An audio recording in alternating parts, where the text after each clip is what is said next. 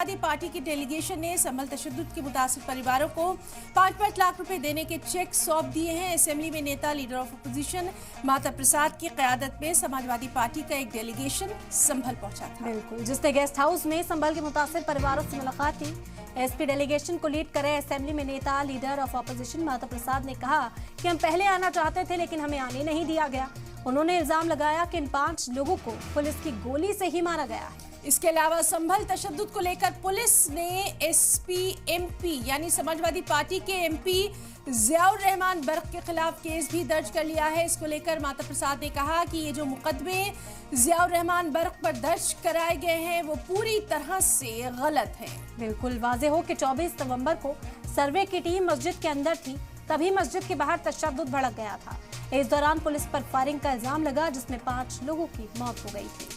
बिल्कुल, तो लगातार हम आपको बता रहे हैं कि किस तरह से ये डेलीगेशन आज दोपहर में 2 बजे इस डेलीगेशन ने मुतासरा परिवार से मुलाकात भी की है और जिस तरह से 5-5 लाख रुपए का चेक जो है इस डेलीगेशन ने इनको सौंपा है। कानूनी लड़ाई जारी रखने की बात करते हुए भी नजर आए हैं। माता प्रसाद पांडे की सदारत में ये वक्त पहुंचा था, वहां पर तमाम एमपीज इसमें शामिल थे। तस्वीरें भी आप तक पहुंचा रहे हैं। इकरा हसन हो, जियाउर रहमान बर्क हो, लगातार संभल के मुद्दे को उठाते नजर आए हैं। पार्लियामेंट के अंदर भी इस मुद्दे पर खूब गौर व ख्वास किया गया। छोटी हमारी तरफ से पार्टी की तरफ से मदद है। कोई जिस तरीके की घटना को यहाँ पर अंजाम दिया गया उसकी कोई भरपाई नहीं है, हमें बेहद अफसोस है। लेकिन फिर भी जो भी नुकसान हमारे लोगों का यहाँ पर हुआ है प्रशासन द्वारा, तो उसके लिए हम ये एक छोटी सी मदद लेकर यहाँ पर पार्टी की तरफ से आए थे। हमने पहले भी प्रयास किया लेकिन किसी को आने नहीं दिया गया। आज हम लोग यहाँ आए हैं, हम पीड़ित परिवार से मिले, उनसे बात करी और उनके दुख में शरीक होने का हमें आज मौका मिला। और जो यहाँ पर हुआ है ये हमारे लोकतंत्र पे एक काला धब्बा है कि हमारे देश का जो कानून है सभी को उसका पालन करना है। प्लेसेस ऑफ वर्शिप एक्ट है, इसीलिए लाया गया था कि जो राजशाही शासन है उस दौरान जो हुआ व्यवस्थाएं बदल जाती थी। जो भी राजा बनता था वो अपने हिसाब से व्यवस्था बदल देता था। लेकिन अब हम एक रिपब्लिक है, अब हम एक लोकतंत्र हैं। अब यहाँ पर किसी का राज नहीं है, किसी की तानाशाही नहीं है। तो अब जो नियम कानून किताब में लिखे गए हैं उसी हिसाब से सबको चलना पड़ेगा, संविधान के हिसाब से। और संविधान में प्लेसेस ऑफ वर्शिप एक्ट है, तो जो चीज जहाँ पर 47 में थी, जो भी गिरजाघर, जो भी मंदिर मस्जिद था, वो उसी हालात में रहना चाहिए। माननीय सर्वोच्च न्यायालय के आदेश अनुसार फोटो चस्पा कर ही नहीं सकते ये, और अगर फोटो चस्पा करेंगे तो इसका मतलब माननीय सर्वोच्च न्यायालय को चैलेंज कर रहे हैं। फिर ये मैं वहीं जाकर के इनकी रिट दायर करूंगा।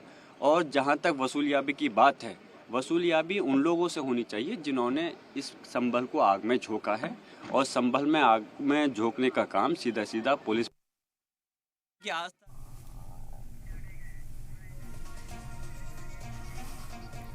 तो जियाउर रहमान बर्क को आपने सुना, इकरा हसन को आपने सुना। इसी पर मजीद जानकारी हासिल करते हैं। अतीक हमारे नुमाइंदा जुड़ गए इस वक्त हमारे साथ।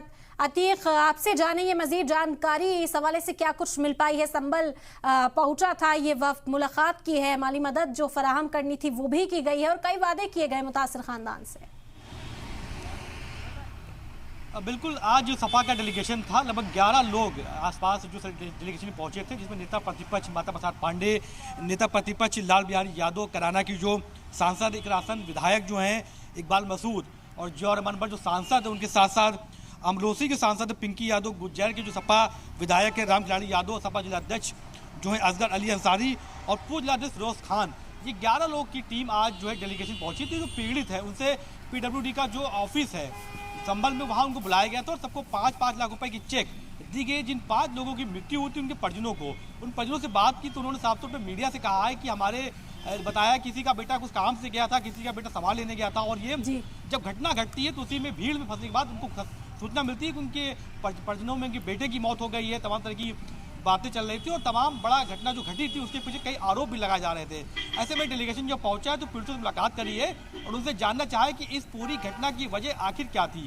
तो लोगों ने बताया कि जो फैसला आया उस फैसले के बाद जब टीम सर्वे करने पहुंची थी, उसी के बाद एक बयानबाजी हुई कि अंदर सर्वे के दौरान मस्जिद को खोदा जा रहा है, और यह अफवाह के बाद अंदर जो फौली अफवाह तो बाहर लोगों में गुस्सा था। उसके बाद वहाँ पर भगदड़ मची है और गोलियां चलाई गई है। मगर जो जियाउर रहमान बर्क है वहाँ के सांसद है, उन्होंने साफ तौर पर कहा सपा के कि पुलिस की कार्यशैली पर सवाल खड़े कर दिए कि पुलिस की गोली से ही 5 लोगों की मौत हुई है और शासन प्रशासन अपनी दबंगई पे चरम सीमा पे था।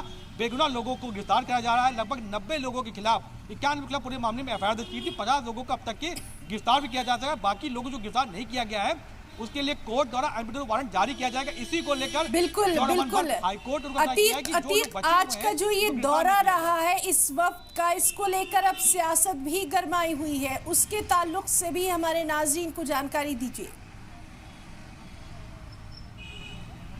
देखिए बिल्कुल समा का डेलीगेशन जो है वो पहले जाने के लिए बात करता, मगर शासन ने ये बात कर दी कि धारा 163 BNS वहाँ लागू है, जिसकी वजह से वहाँ पर 4 लोग से ज़्यादा इकट्ठा नहीं हो सकते हैं। ऐसे में 24 नवंबर की घटना थी और आज शासन ने इनको कल जो है वहाँ पर मौका दिया कि जाने के लिए। इसके बाद जो बीजेपी है वो हमलावर है कि समाजवादी पार्टी जानबूझकर माहौल खराब करती है। पीड़ितों से मिलने के बाद माहौल गर्म किया जाएगा। जो घटना शांत हो गई उसको गर्म करने के लिए माहौल किया जाएगा। समाजवादी पार्टी ने कहा है कि अभी तक शासन जानबूझकर पीड़ितों से मिलने नहीं दिया जा रहा था, क्योंकि पीड़ित बताते हैं कि घटना के पीछे असली वजह क्या है। इसलिए कई ऐसे वीडियो छुपाए गए, सोशल मीडिया पर नेट बंद किया गया, तमाम तरह के आरोप लगाए गए। बीच सरकार उत्तर प्रदेश में ऐसे में अधिकारियों के ऊपर भी आरोप लगाए गए हैं कि जानबूझकर अधिकारी बेगुनाह लोगों को फंसा रहे हैं। पूरे मामले में कई बेगुनाहों को जेल में डाला गया। तो इस पर कहीं ना कहीं सियासत गर्म हो रही है। कांग्रेस की बात करें, कांग्रेस डायरेक्शन जाने वाला तो रोक दिया गया। ऐसे में मायावती बीएसपी पार्टी की बात करें, आप पार्टी की बात करें, MIM की बात करें, सभी पार्टियां विपक्ष के ऊपर हमला बना और कहा जा रहा है कि संभल की जो घटना बिल्कुल अतीक, तो इस पर सियासत भी गरमाई हुई है। लगातार इस अहम खबर पर हमारी नजर बनी रहेगी। आपका बहुत बहुत शुक्रिया अदा करना चाहेंगे तमाम तर जानकारी के लिए। बिल्कुल, और इस पूरे मामले पर शफीकुर माफ कीजिएगा, जियाउर रहमान बर्क का क्या कुछ कहना है वो आपको सुनवाते हैं। में लिखी है, लेकिन हमें अपने न्यायालयों पर भरोसा है, कोर्ट पर यकीन है और हम संविधान पे भरोसा रखते हैं। हमें इंसाफ जरूर मिलेगा। आप कहाँ के जब मैं बेंगलोर गए हुआ था, हजारों किलोमीटर दूर था संभल से, जो all India Muslim personal law की बैठक में। चोरी का आरोप आप पर लगाया गया, FIR दर्ज की गई है, सिर्फ झूठी रिपोर्ट दर्ज कर करके जो किया गया 10 किलोवाट का मेरे पर वो लगा हुआ था। मुझे अफसोस है कि एक सांसद जनप्रतिनिधि होने के नाते मैं अपनी सफाई दूं कि मैं लाइट ईमानदारी से चला रहा था, तो अफसोस है। ये चीज मैं बिल्कुल अपनी जगह सही हूँ और आने वाले वक्त में मैं साबित करूंगा कि ये मुकदमा मेरे खिलाफ झूठा है।